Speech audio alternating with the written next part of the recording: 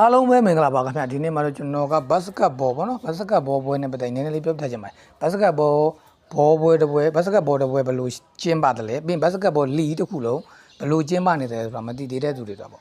့အဲ့ဒီမှာကျွန်တော်တို့ကဘောလုံးနဲ့ယင်းနေဘတ်စကတ်ဘောနဲ့မယင်းနေလို့ကြတော့ဗျာမျက်စိလေဒီမှာကျွန်တော်လက်တွေ့ပြမယ်ဒီမှာပဲကျွန်တော်ကြည့်လိုက်ပါဒီမှာပထမဆုံးဒီမှာဘိုင်ယန်မြူးနစ်နဲ့ပြီးရင်မကြည့် ratio ဖန်ပေါ့နော် ratio ဖန်နဲ့ကန်တယ်ပြီးလို့ရှိရင်နောက်တစ်ပွဲကကျွန်တော်တို့ ratio ဖန်ခွင့်ထွက်ပြီးတော့ဘိုင်ယန်မြူးနစ်ကအဝေးခွင့်တစ်ခါပြန်ကန်တယ်ဒီမှာအဲ့တော့ပြီးပြီလားဆိုမှပြီးသေးတယ်ဒီမှာလည်းတစ်ခါဘိုင်ယန်တစ်ခါပြန်ကန်တယ်ဘိုင်ယန်ခွင့်မှာပဲ ratio ဖန်နဲ့ကန်တယ်ပြီးပြီလားဆိုမှပြီးသေးတယ်ဒီမှာ ratio ဖန်ခွင့်မှာဘိုင်ယန်သွားကန်မှာတတိနှစ်သိန်းနဲ့ဒီမှာအပြန်လန်နေကန်နေတော့ကျွန်တော်တို့ဘောလုံးပွဲကြည့်နေကြလို့ဘတ်စကောက်ဘူးဟာဘာကြီးတော့ဘတ်စကောက်ပွဲကလည်းအတင်းကနေလိုက်တာဒီနှစ်သိန်းနဲ့ကန်တာဘလို့ကြီးလေပေါ့မျက်စိလဲသွားတာပေါ့နော်အဲ့လိုမျက်စိလဲတဲ့လူတွေကြည့်လို့ရှိရင်မျက်စိမလဲအောင်အခုကျွန်တော်ရှင်းပြပေးမှာဖြစ်ပါတယ်အရင်တိလို့မဟုတ်တိတက်လောက်ဒီပေါ့နော်ကျွန်တော်တို့အဲ့တော့ဘတ်စကတ်ဘောပွဲတပွဲကျင်းပပုံအရင်သွားလိုက်ကြအောင်ဗျအဲ့ဘတ်စကတ်ဘောပွဲတပွဲ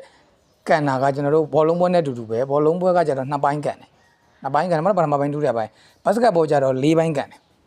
အဲ့ဒါလေးမှတ်ထားပါဦးနော်ဘတ်စကတ်ဘောက၄ပိုင်းကန်တယ်ပထမပိုင်းဒုတိယပိုင်းတတိယပိုင်းစတုတ္ထပိုင်း၄ပိုင်းကန်တယ်တပိုင်းကိုသူက10မိနစ်ပဲကြာတယ်ဒါကဥရောပမှာပေါ့နော်10မိနစ်ပဲကြာတယ် NBA လို့အမေရိကန်လိမှာဆိုလို့ချင်း12မိနစ်ကြာတယ်တပိုင်းကို12မိနစ်နဲ့ပထမပိုင်းဒုတိယပိုင်းတတိယပိုင်းစတုတ္ထပိုင်း12လေး48ပေါ့အမေရိကန်မှာဆိုလို့ချင်းဘတ်စကတ်ဘောပွဲတဲ့စုစုပေါင်း48မိနစ်ကြာတယ်ဒါပေမဲ့ဒီကမ္ဘာနိုင်ငံကြီးတွေဥရောပတွေမှာတော့အများစုကတော့မိနစ်40ပဲကြာတယ်တပိုင်းကို10မိနစ်နဲ့ကန်တယ်ပေါ့နော်တပိုင်း10မိနစ်နဲ့ကန်တယ်ပထမပိုင်းကန်တယ်ပြင်ဒုတိယပိုင်းကန်တယ်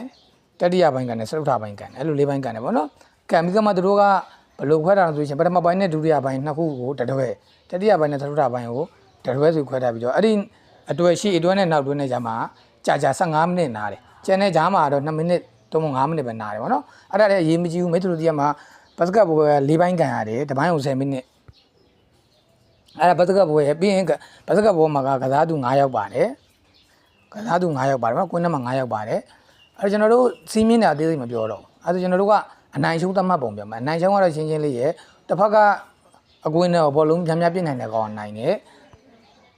များများပြစ်သွင်းလို့ရှိရင်အမှတ်များများပို့ရတယ်အဲ့တော့ तू ကနိုင်တယ်ပေါ့ဒါမှအဲ့ဒီအမှတ်ကဂိုးဝင်တဲ့အမှတ်ကနည်းနည်းမတူဘူးပြဘောလုံးနဲ့ဘောလုံးကတော့ဂိုးတဲ့တလုံးကန်တက်လိုက်ချင်တဘိုးပဲဘတ်စကတ်ဘောကြအဲ့လိုဂိုင်းနဲ့တလုံးပြစ်ထည့်လိုက်တာနဲ့အနည်းဆုံးတစ်မှတ်တော့ရတယ်ပေါ့ဒါပေမဲ့2မှတ်တန်နေလေဂိုးတွေလည်းရှိတယ်3မှတ်တန်ဂိုးတွေလည်းရှိတယ် तू ကတွင်းနဲ့အကွာဝေးပေါ်မူတည်ပြီးတော့ဗောနော်ဒီမှာတို့အောက်မှာစီးလေးတွေဆွဲထားတာမိတို့မြင်ပါလိမ့်မယ်ဘတ်စကတ်ဘောကွင်းမှာအဲ့ဒီစီးလေးတွေပေါ်မူတည်ပြီးတော့အမှတ်ကပြောင်းတယ်3မှတ်တန်ရတဲ့ဂိုးမျိုးရှိတယ်2မှတ်တန်ပဲရတဲ့ဂိုးရှိတယ်1မှတ်တန်ရတဲ့ဂိုးရှိတယ်ဥပမာပြကျွန်တော်တို့ပိုင်နတီပေါ့ဘတ်စကတ်ဘောမှာလည်းပိုင်နတီရှိတယ်ပိုင်နတီတွန်းလိုက်လို့ဝင်သွားလို့ရှိရင်အဲ့ဒီဂိုးက1မှတ်ပဲရတယ်ပိုင်နတီဂိုးက1မှတ်ပဲရတယ်အဲ့ဒါပိုင်နတီတဂိုးတစ်လုံးပေးရလဲဘက်က3မှတ်တန်တဲ့ဂိုးပြန်ယူရင်2မှတ်တောင်တာသွားသေးတယ်အဲ့တော့မိတို့ဒီမှာဂိုးတွေကဂိုးသွင်းတာတူပေမဲ့ဘောလုံးနဲ့ဂိုးသွင်းတာတူပေမဲ့ तू ကပြစ်တဲ့အကွာဝေးပေါ်မူတည်ပြီးတော့เนาะအောက်မှာစီးတွေလည်းရှိတယ်ပြစ်တဲ့အကွာဝေးပေါ်မူတည်ပြီးကျွန်တော်တို့ကအမှတ်တွေ꿰ပြတယ်3မှတ်တန်ကိုရှိတယ်2မှတ်တန်ကိုရှိတယ်1မှတ်တန်ကိုရှိတယ်အဲ့ဒါတို့ပွဲထဲမှာပေါင်းတာဗောနော်ပေါင်းပြီးလို့ရှိရင်ပြီးတော့ချင်းကျွန်တော်တို့ကအမှတ်ပိုရတဲ့အသင်းကအနိုင်အဲ့ဒီလိုကစားကြတာဗောအမှတ်ပိုရတဲ့အသင်းကအနိုင်ကစားကြတယ်ဒါပေမဲ့ကျွန်တော်တို့အမှတ်တူနေပြီဆိုလို့ရှိရင်အချိန်ပုံ9မိနစ်ဆက်ကန်ရတယ်အဲ့တော့အခြားလိတွေနဲ့ဘောလုံးနဲ့မတူတာကကျွန်တော်တို့ဘတ်စကတ်ဘောမှာကအဲ့ဒီအချိန်မူတွေပါထည့်ပြီးတွက်တာဗောနော်ဘောလုံးမှာဆိုရှုံးတွက်တွေမှာဆိုအချိန်မူထည့်တွက်လည်းမရှိဘူးအများစုကဘိုကီကြပါတော့ဒီမှာတော့ဘိုကီတဲ့အချိန်ကိုပါထည့်တွက်ပါတယ်ဒါကဘတ်စကတ်ဘောတပွဲကျင်းပပုံဗောနော်အဲဆိုဘတ်စကတ်ဘောပွဲတပွဲကျင်းပပုံမိတ်ဆွေတို့သိတယ်ဘတ်စကတ်ဘောပွဲတပွဲကျင်းပပုံသိပြီဆိုကျွန်တော်ဘတ်စကတ်ဘောလီတခုဘယ်လိုကျင်းပတယ်လဲဥပမာယူကျွန်တော်တို့ဒီခုနကပြောတဲ့ဒီအပြန်အလှန်နေဒီမှာဖြစ်နေပုံဗောနော်ဒီမှာခဏတွေဘာလို့ဒီလိုတွေအများကြီးကန်တာဗောနှစ်သိန်းနဲ့တိုင်နေပတ်နေတာဘာကြောင့်ဒီလိုတွေဖြစ်နေအောင်ကျွန်တော်ရှင်းပြပါမယ်ဗ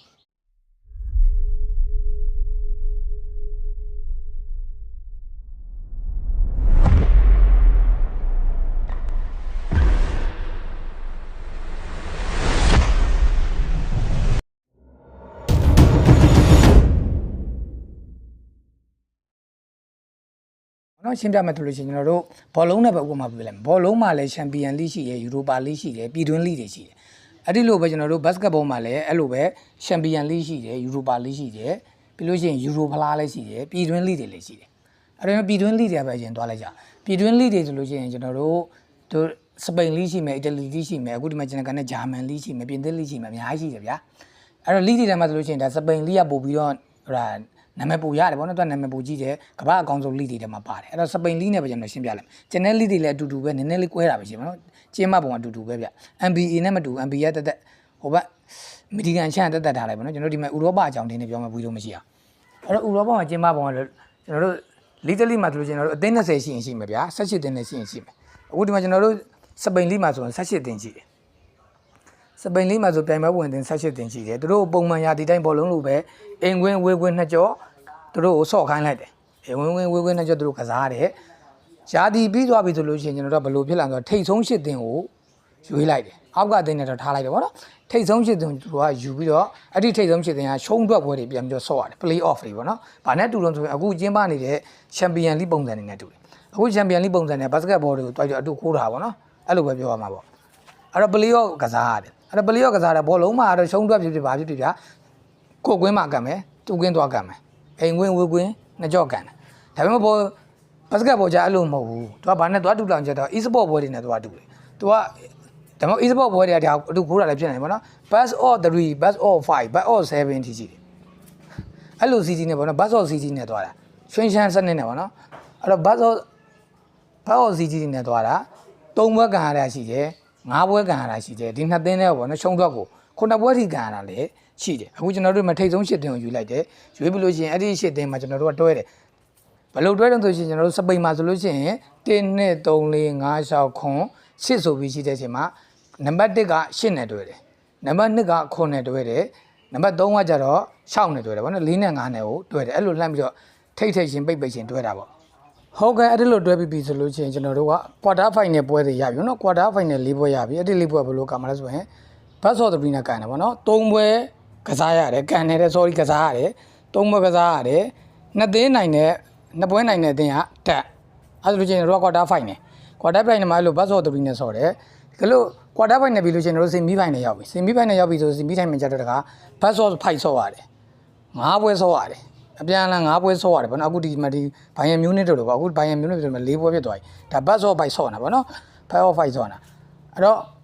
5ပွဲဆော့ရတယ်3ပွဲနိုင်တဲ့အသင်းကတက်3ပွဲနိုင်တဲ့အသင်းကတက်စီမီယာတက်ပြီဆိုတော့ဘလူပွဲရောက်ပြီဗောဗျာအဲ့တော့ဘလူပွဲရောက်ပြီဆိုဘလူပွဲကြတော့လေဘတ်ဆော့5ပဲဆော့ရတယ်လီအများစုကဒါဘတ်ဆော့5ပဲဆော့ရတယ်ဘလူပွဲမှာ5ပွဲကစားရတယ်3ပွဲနိုင်တဲ့အသင်းကတက်ဒါပေမဲ့အီတလီနိုင်ငံကတော့ထူးခြားတယ်အီတလီကသူကအသင်းကနေတယ်ဒါပေမဲ့သူကဘိုလူပွဲကျတော့ best of 7ဆော့ရတယ်အီတလီက9ပွဲကြီးတောင်ဆော့ခိုင်းတာဗောနော်9ပွဲဆော့4ပွဲနိုင်တဲ့အသင်းကဘိုလူပွဲရဘိုဆွဲပေါ့အဲ့လိုကစားတာဖြစ်တယ်အင်္ဂလန်ကျတော့တပွဲချင်းပဲဘောလုံးပွဲလိုပဲသူကျတော့အဲ့လိုဒီလိုတွေ best of 3 best of 5တွေမလုပ်ဘူးဗောနော်အင်္ဂလန်တစ်မျိုးဥရောပမှာအင်္ဂလန်ကတစ်မျိုးနေနဲ့ကွဲတယ်ဗျကျန်တဲ့တင်းနဲ့ဒါကတော့ကျွန်တော်တို့ဒါဥရောပလိအများစုရဲ့ပြည်တွင်းလိတွေအများစုရဲ့ပွဲကျင်းပပုံတွေဗောနော်ပွဲကျင်းပပုံတွေဖြစ်ပါတယ်ဗျအဲ့ဆိုကျွန်တော်တို့ဒါပြီးလို့ရှိရင်ကျွန်တော်တို့ basketball champion league အကြောင်းပြောမယ် basketball champion league ကတော့ဒါအချင်းချင်းပဲဘောလုံးလိုပဲသူကြတော့နှစ်သင်းပဲဗောနော်နိုင်ငံတနိုင်ငံရဲ့ထိပ်သီးနှစ်သင်းစီနှစ်သင်းတွေဝင်ပြီးတော့ပြိုင်ရတာဖြစ်တယ်သူလည်းလို့ပဲအုပ်စုခွဲထားတယ် sorry အုပ်စုတဲ့ပထမဆုံးပွဲကတော့အုပ်စုရမဟုတ်ဘူးဒီတိုင်းပဲအကုန်လုံးရောပြီးတော့တပ်ပတာနဲ့ champion league နဲ့တူတယ်ဗျာအခု champion league ပုံစံအသင်းနဲ့တူတယ် champion league ပုံစံနဲ့အကုန်လုံးကန်တယ်ပြီးလို့ရှိရင်ရာသီသိမ်းသွားပြီဆိုထိတ်ဆုံး8သင်းကိုယူတယ်အဲ့ဒီထိတ်ဆုံး8သင်းကခဏကလိုပဲကွာတာပြန်ပြီးတော့ကန်ရတယ်ထိတ်ဆုံး8သင်းကိုရွေးပြီးတော့2သိန်း2သိန်းတွေ4ပွဲကွာတာကန်ရတယ်ကွာတာကန်ရတယ်ပေါ့နော်အဲ့ဒါကွာတာကန်တယ်သူကဘတ်ဆော့5ကန်တာကွာတာကန်လိုက်တယ်သူကဘတ်ဆော့5ကန်လိုက်တယ်ခါတည်းကွာတာဘတ်ဆော့5ရှင်းပြန်ရတယ်အဲ့တော့ဒီခါတည်း3သိန်းနိုင်တဲ့တင်ကစီမီတက်ပြီစီမီတက်ပြီဆိုလို့ရှိရင်တို့ဒီဘတ်စကတ်ဘောမှာ final four လို့ခေါ်တာ final four နောက်ဆုံး4သိန်းပေါ့နော် final four ကိုကြာတော့ကျွန်တော်ဘယ်လိုဘောလုံးပွဲနဲ့မတူတာဘောလုံးပွဲဘိုလူပွဲကြကမှကျွန်တော်တို့တတ်မှတ်ထားတဲ့မျိုးပေါ့ဗျာတတ်မှတ်ထားတဲ့ဘောကွင်းပေါ့ဗာနေမျိုးဆိုဗာနေမျိုး EDH ဆို EDH အဲ့လိုကွင်းမှာသွားပြီးတော့ကန်နိုင်တယ် final four ကြာတယ်လို့မဟုတ်ဘူးဘတ်စကတ်ဘောကြာလို့မဟုတ် final four ပေါ်လာပြီဆိုတာနဲ့စီမီတက်တဲ့4သိန်းတွေ့ပြီဆိုတာနဲ့နောက်ဆုံးဘိုလူမဲ့မျိုးတတ်မှတ်ထားတဲ့ကွင်းမှာသွားပြီးတော့ရှင်ပြိုင်ကစားရတာဖြစ်တယ်ကစားလို့ရှိရင်လည်းတခါတည်းအပြီးပေါ့နော်3-4ရက်ထဲအပြီး final four ဆိုလို့ရှိရင်ပွဲစဉ်တွေအကုန်လုံး semi final လဲ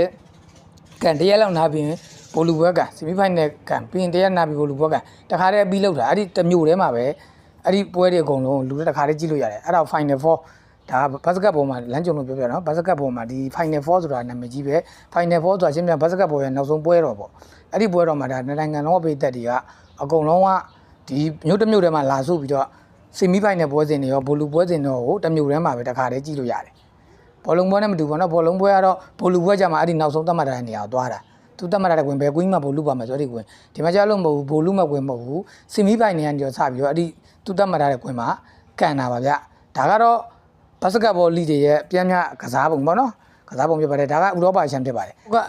အဲ့ဒီတော့မထူးတော့ပါဘူးဗျာ NBA အကြောင်းမှတစ်ခါပြောလိုက်တော့မယ်အတူချုံလေးပေါ့နော်တော်တော်လေးဒီလောက်ဆိုနားလေသွားပြီလို့ထင်ပါတယ်ကစားပုံကအတူတူပဲ NBA ကပွဲတွေပုံများတယ်အချိန်ပိုကြတယ် NBA ကကြတော့တစ်ပိုင်းကို12မိနစ်ကန်ရတယ်4ပိုင်းပဲ12မိနစ်ကန်တယ်4ပိုင်းပဲပေါ့နော်စနစ်လေးလီ48မိနစ်ကန်ရတယ်အဲ့ဒါအတူတူပဲကန်တာလည်းအတူတူပဲစီဇန်နဲ့ပဲပေါ့နော်စီဇန်ပြီးအောင်ကန်ရတယ်စီဇန်ပြီးတော့လို့ရှိရင်ထိပ်ဆုံးက8သင်းကကွာတာဖိုင်8သင်းကို2သင်းစီတွဲပြီးတော့ကွာတိုင်းဖိုင်နယ်ပြန်ကန်ရတယ်ကွာတာဖိုင်နယ်ပြင်စင်မီဖိုင်နယ်ပြင်ဘိုလူပွဲအဲ့လိုကန်တာပေါ့ဒါပေမဲ့ NBA ကဘာကွာနာတုံးဆိုတော့ဘာကွာလဲဆို NBA ကအရှိနဲ့အနောက်ဆိုပြီးတော့နှစ်ချမ်းခွဲထားတယ်လီနလီကျင်းပါတယ်ဗောနော်အရှိချမ်းမှာလီတစ်ခုကျင်းပပြီးတော့ဟုတ်ဘိုလူပွဲထိကန်ရတယ်ပြီးလို့ချင်းအနောက်ချမ်းမှာလည်းအဲ့လိုပဲလီတလီကျင်းပပြီးတော့ဟုတ်ဘိုလူပွဲထိပြန်ရတယ်အဲ့တော့မှဘိုနှစ်ဘိုဖြစ်လာပြီအနောက်ချမ်းမှာလည်းပထမရတဲ့အကောင်ကြည့်ရဲအရှိချမ်းမှာလည်းပထမရတဲ့အကောင်ကြည့်တယ်အဲ့ဒီနှစ်ကောင်မှတခါပြန်တွေ့ပြီးတော့ပြိုင်ခိုင်းတယ်အဲ့ဒါပါပဲ NBA ကအခြားတော့မဟုတ်ဘူးနော်သူကနည်းနည်းกว่าတာတနိုင်ငံနဲ့ပဲလီနလီကွဲထားပါနော်ခွဲတဲ့ဘေဘောကကနေဒါတို့ဘာလို့လဲလာပေါင်းသေးရအောင်ခင်ဗျအဲ့လိုပေါင်းတဲ့နိုင်ငံတချို့ဥပမာနယ်သာလန်ဆိုလို့ရှိရင်လေဘတ်စကတ်ဘောလီကဘယ်ဂျီယန်နဲ့ပေါင်းတာနယ်သာလန်ဆိုလို့ရှိရင်သူတနိုင်ငံနဲ့မဟုတ်ဘယ်ဂျီယန်နဲ့ပေါင်းပြီးတော့နှစ်နိုင်ငံပေါင်းပြီးတော့တက်လီလောက်ထားတာအင်္ဂလန်ဆိုလို့ရှိရင်လည်းအင်္ဂလန်လိထဲလို့မရှိဘဲနဲ့ပြည်တိန်လိဆိုပြီးတော့ဒီမြင်ဟိုဒါအိုင်နာကဝေးတို့ပေါ့ဗျာစကော့တလန်တို့အိုင်ယာလန်တို့အကောင်တွေပါပေါင်းပြီးတော့လိလောက်ထားတာအဲ့ဒါမျိုးတွေရှိတယ် NBA ကလည်းလို့ပဲအမေရိကန်တနိုင်ငံနဲ့မဟုတ်ဘဲနဲ့ကနေဒါတို့နဲ့ပါပေါင်းပြီးတော့တောင်အရှေ့ချမ်းနဲ့အနောက်ချမ်းဆိုပြီးခွဲထားတယ်အရှေ့ချမ်းမှာတလိကျွန်တော်တို့ခေါင်းကကျွန်တော်ပြောခဲ့သလိုနီးနေပဲကန်တယ်အနောက်ချမ်းမှာတလိကန်တယ်နောက်ဆုံးဟိုဘက်ကအနောက်ချမ်းမှာဘူရတဲ့ကောင်နဲ့အရှေ့ဘက်မှာဘူရတဲ့ကောင်ကိုတွေ့ပေးလိုက်တယ်အဲ့ဒါပဲဘာလို့ပလေးအော့စနစ်တွေကတော့ကျွန်တော်ပြောတော့ဘတ်ဆော့3ဘတ်ဆော့5ဘတ်ဆော့7နေမျိုးရှိတယ်အဲ့ဒါကတော့ကျွန်တော်လည်းအသေးသေးမမှတ်မိပေါ့နော်ဒါရုပ်တွေကလက်တန်းပြောတာဆိုတော့ဟုတ်ကဲ့အဲ့ဒါကတော့ဒီနေ့ကတော့လောက်ပဲပေါ့နော်ဒါဘတ်စကတ်ဘောဘွဲတွေကန်တဲ့အကြောင်းတပွဲချင်းကန်တဲ့အကြောင်းတိုင်ပွဲချင်းမပုံတွေကိုကျွန်တော်တိတက်လောက်လေးပြောပြပေးနေဖြစ်ပါတယ်ဗျအမားပြလို့ရှိရင်လည်းအောက်မှာထောက်ပြခဲ့လို့ရတယ်ပေါ့နော်ဒါကတော့ကျွန်တော်တိတက်လောက်မတိတဲ့လူတွေလည်းလောက်ဆိုလို့ရှိရင်တော်တော်ကြိုးကြည့်မယ်လို့ထင်ပါတယ်အားလုံးကိုကျေးဇူးတင်ပါတယ်ခင်ဗျာ